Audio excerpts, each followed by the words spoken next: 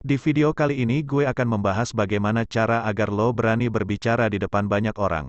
Kemampuan ini sangat penting lo kuasai. Di berbagai aktivitas yang lo lakuin akan membutuhkan kemampuan ini. Menurut gue, akan lebih mudah lo beradaptasi dengan lingkungan baru. Karena udah terbiasa berinteraksi dengan orang lain.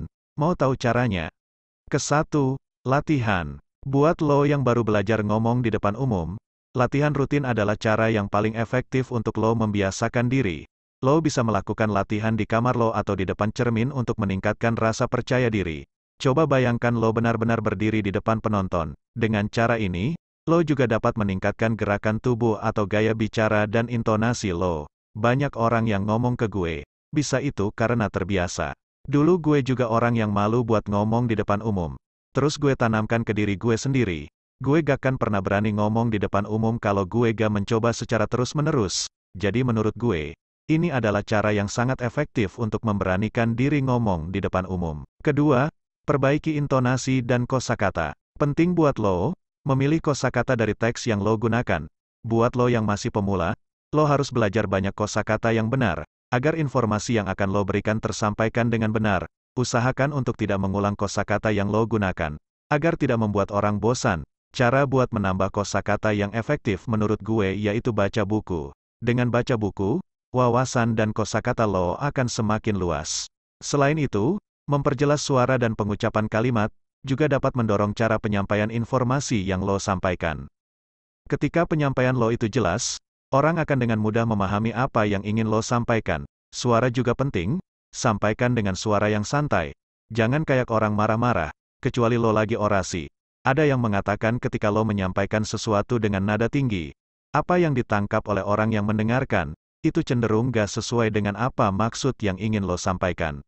Ketiga, bahasa tubuh. Selain nada suara, bahasa tubuh juga sangat penting saat berbicara di depan umum.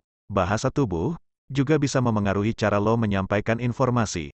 Selain itu, bahasa tubuh juga menjadi salah satu aspek yang paling ditekankan saat seseorang berbicara di depan umum. Sebagai permulaan, gerakan tubuh bisa menunjukkan apakah lo sudah siap atau masih gugup. Audiens di depan lo bisa melihat gerakan lo di atas panggung. Mereka bahkan bisa menilai dan menentukan keberhasilan berbicara lo hanya dengan memperhatikan bahasa tubuh lo. Bagaimanapun, jika lo gak terlalu gugup, santai dan tenang, audiens akan mendengarkan dengan nyaman, dan informasi akan terekam dengan jelas. Sebaliknya, jika lo tampak tegang dan gugup, audiens lo mungkin merasa gak nyaman. Jadi itu sangat penting bahwa bahasa tubuh cocok dengan konsep bahasa. Keempat, informasi yang jelas. Sebelum lo berbicara di depan umum, persiapkan semaksimal mungkin informasi yang ingin disampaikan kepada audiens. Mencari bahan, membaca, mempelajari, mencatat informasi dan pesan inti.